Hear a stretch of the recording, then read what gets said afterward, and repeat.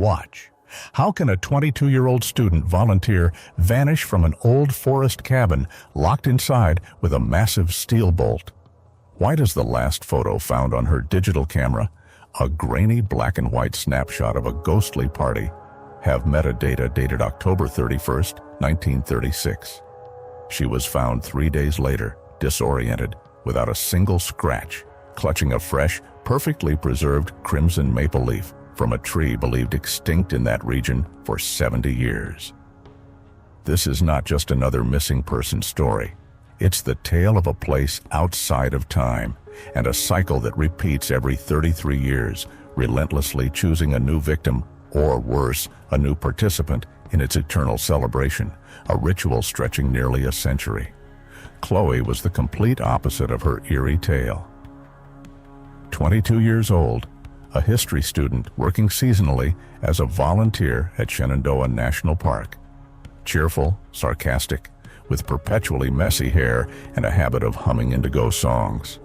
She loved gathering local folklore, devouring the old ranger tales of Bigfoot and Civil War ghosts, but took them with the humor of a scientist. Her main connection to the park was her grandmother, a nurse there in the 70s. Chloe had grown up with faded old photos in the family album. Her grandmother in a pristine white coat, young rangers in uniform. Among them frequently appeared a serious young man with sad eyes. Her grandmother always waved it off. That's just Jim Miller, a friend, a good kid, loved the mountains. Chloe thought it a romantic nonsense of the past. Shenandoah in late October is a work of art and melancholy. Trees blaze with color, but cold fog descending from the mountains colors the scenery with gothic hues. At the heart of this landscape stood the Carbine cabin, an old log cabin from 1930, hidden deep in the woods, officially closed. Among rangers, it was a ghost story. They said that on Halloween Eve, old music could be heard there. Legend said that in 1936, the Lumberjack's daughter, little Emily Martin, disappeared there. Old rangers added that one of their own, Jim Miller himself, vanished at that cabin in October 1973. All this was considered folklore, almost all. One searcher later noted something strange. In a half-mile radius of the cabin, it was unnaturally quiet. Even crows didn't caw, he wrote in his report. The birds simply fell silent. In the last week of October, Chloe was given a routine task: to conduct a final inspection and board up the Carbine cabin's windows for winter. Her supervisor, Senior Ranger Graves, a stern, taciturn man, issued unusually long instructions, tracing his finger over an old paper map. "Here's the trail. Don't stray a yard from it. Do you understand? No photos for your blog. Just check the perimeter, board the shutters, come straight back, and radio in every hour. I'll be on the channel." His tone was harsh, almost fatherly. Chloe smiled and replied, "Yes, sir. I'll try not to dance with ghosts till I drop." Graves didn't smile. His gaze was heavy, almost pleading. He looked at her as if sending her not on a cabin inspection, but to a war she might never return from. The road to the trail leading to the cabin was strange. The fog, normal for this time of year, behaved unnaturally. It didn't simply lie low. It swirled and moved, parting before Chloe's old pickup, then thickening behind, cutting off her retreat. It was alive, curious.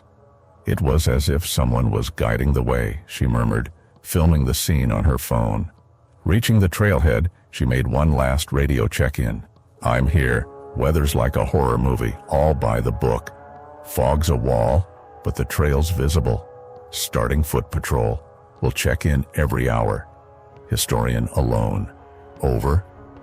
Her voice was cheerful, but tinged with genuine awe at the eerie beauty of the moment.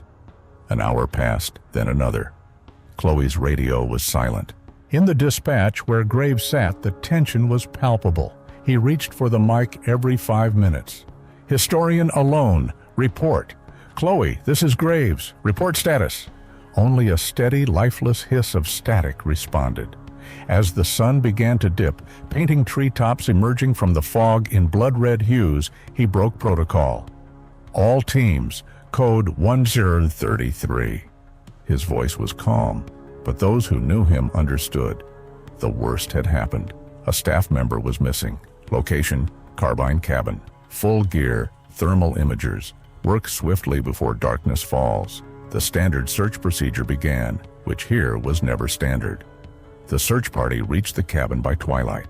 Flashlights cut through swirling fog, revealing the squat, dark log cabin. It looked utterly lifeless and cold. But as rangers approached the door, they found the impossible.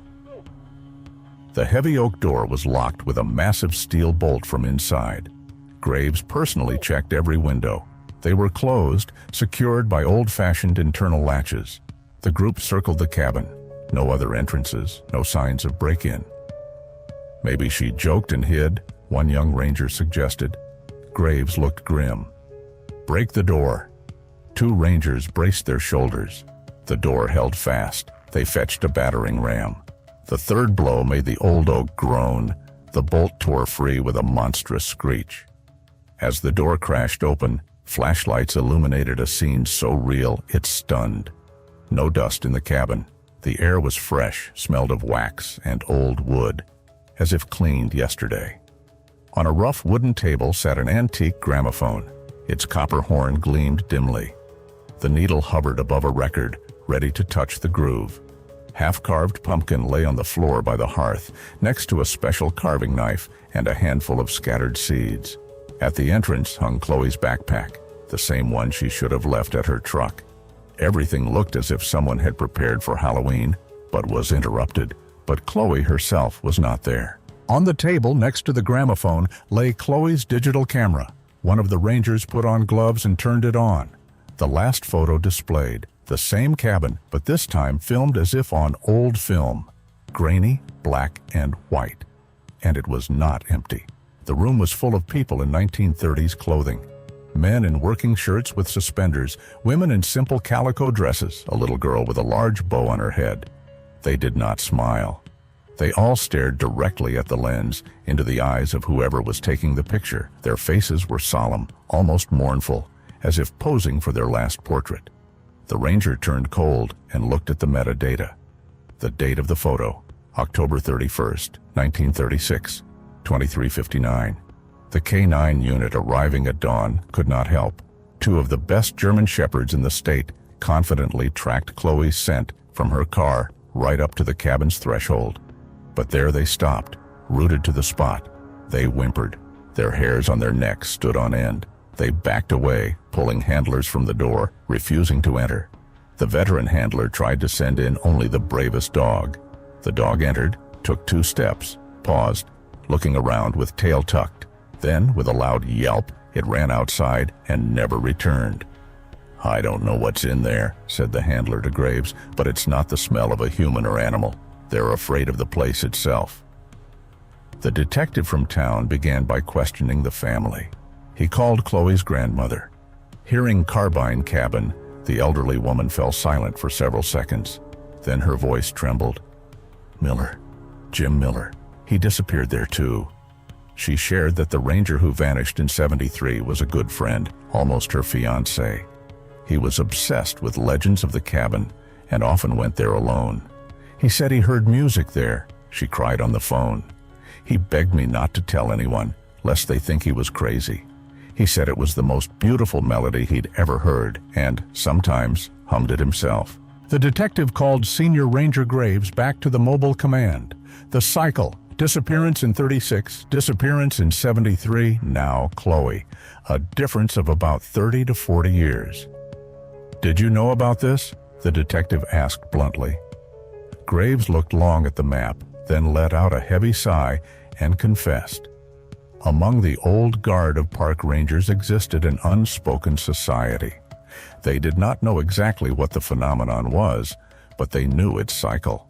Their job was not to investigate, but to contain it. Every October they deliberately closed trails leading to the cabin, hanging signs that read, "Beware of bears," or "Danger of collapse." "We can't stop it," Graves said. "We can only try to keep strangers from being in the wrong place at the wrong time." This time they failed. The criminologists working with the Gramophone identified the record. It was the song "Did You Ever See a Dream Walking?", a 1933 hit by Eddie Duchenne. During another call with Chloe's grandmother, the detective had her stay online and played the melody through the phone. Silence fell on the other end, then muffled sobbing. "That's her," the woman said. "Jim constantly hummed it. He said it was their song, his and that girl's who lived in the cabin, Emily. He believed he heard her singing it at night when the wind blew down from the mountains." The music stopped being just a clue. It became the key, binding all three disappearances together. She was the lure, a call through time, answered only by those ready to listen. During a more thorough reinspection of the cabin, one forensic expert tapped the floorboards and noticed a dull sound in the corner. Lifting the boards, they discovered a massive iron ring embedded in a hatch absent from the building's plans. The basement was cold and damp, smelled of musty earth and ozone, like after a thunderstorm. In one corner, on a dry straw bed, lay a pile of old children's toys. A wooden rocking horse, a rag doll missing an eye, a scatter of tin soldiers, all from the 1930s. Among them lay one item that didn't belong, a small plastic keychain flashlight bearing the logo of the university Chloe attended. It was brand new, without a single scratch, and glowed softly in the dark with a steady blue light. Analysis of Chloe's camera memory card revealed another chilling discovery. Besides her photographs was one short audio file, apparently recorded accidentally when the camera fell or was set on a table. The recording captured the crackle of the gramophone, the very same melody and quiet laughter of several people. But when sound experts applied filters, playing the recording in reverse, a distinct whisper emerged beneath the music. It was Chloe's voice. She spoke English, but with a barely perceptible strange accent, resembling early 20th century speech. She said, "Don't leave, stay with us." Her voice was calm, almost soothing, without fear, as if inviting not for help, but to join something eternal and joyful. Trying to understand what happened in 1936, the detective requested county archives, bypassing Park Service restrictions. He found something missing from the park's case file. The very same night of October 31st, 1936, when the Lumberjack's daughter, Emily Martin, disappeared, the entire small Lumberjack settlement, a mile from the cabin, was evacuated by the military. The official reason, a typhoid epidemic threat, but there was no record of an outbreak in medical archives. The entire operation happened overnight, under complete secrecy. The settlement was cordoned off, and all records deleted or altered later. It wasn't just a girl who vanished. Under the guise of quarantine, the authorities erased an entire settlement from the maps. On the third day of the search, when even graves had lost hope, a radio message came through. Two hikers on the Apple Hollow Trail, 5 miles from the cabin, saw a woman wandering toward them. She wore the same clothes as Chloe, but covered in dirt and leaves, looking disoriented. It was Chloe. She was immediately taken to the hospital. Examination showed mild hypothermia and dehydration, but she was otherwise unharmed. No fractures or scratches. She was in shock, unable to answer a single question. She just sat on the hospital bed, staring at one point, clutching tightly, almost painfully, a single perfectly preserved crimson maple leaf. Chloe's first interrogation yielded nothing. She had no memory of entering the cabin, what she did there, or how she left. Her memory stopped at the moment she entered the fog on the trail. "I only remember the music," she whispered. Beautiful old music and dancing. Everyone danced, laughed. It was so good, so peaceful, like home. She showed no fear or signs of trauma. On the contrary, she seemed serene. When shown the photo taken by her camera, she looked at it for a long time, then smiled and said, "What a friendly family. They look happy, especially little Emily." She pronounced the girl's name as if she knew her personally. The maple leaf Chloe held was sent to the botany department of the Smithsonian Institute. The answer came in a week and was marked confidential, requiring additional evaluation. It was a leaf of Acer Shenandoah, a maple species thought extinct since the 1950s, killed off by Dutch elm disease that wiped out its population. The last herbarium specimen with such a leaf was dated back to 1952. To find a fresh, flexible, perfectly preserved leaf of this tree in 2012 was as impossible as finding a living dinosaur. This clue defied all logical explanation, but it was tangible proof that Chloe had been, or once belonged, elsewhere. A week after Chloe's return, Ranger Graves, against detectives' instructions, returned alone to the cabin. He said he had to collect remaining equipment and board it up for good. The day was clear, and sunlight struck the room at a different angle than during the night search. On a dark ceiling beam, just above where the gramophone stood, Graves saw something previously unnoticed. Faint white chalk letters appeared in the sunlight. The inscription said, "She dances with us now." Graves did not file this in the official report.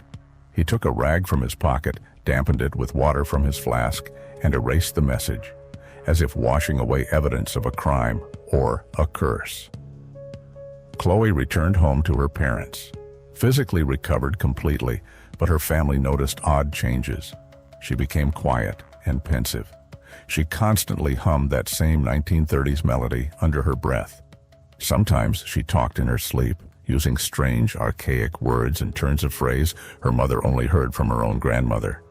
She started drawing a lot, not landscapes as before, but complex symmetrical patterns, like ornaments or mandalas. When asked about them, she said, "I'm just remembering how the house was built. Everything there is very precise." She said this with a calm smile, one that frightened her loved ones more than any tears could. Detective piecing together all clues, photos from the past, the extinct leaf, secret evacuation archives, returned to Graves. He laid it all on the table. "Tell me everything." The old ranger spoke. Their society didn't know what it was. A ghost, a temporal anomaly, the spirit of the place. They only knew the cycle. Every 33 years, 1936, 1973, 2006, they had miscalculated by a few years, and what it calls their job was only not to let anyone answer that call. "We aren't keepers," Graves said bitterly. "We're just guards at a door. You mustn't enter. We failed to protect Miller, and we failed to protect that girl." The police returned Chloe's belongings. Among them was her notebook. She flipped through it. All her notes about the trip, plans, sketches.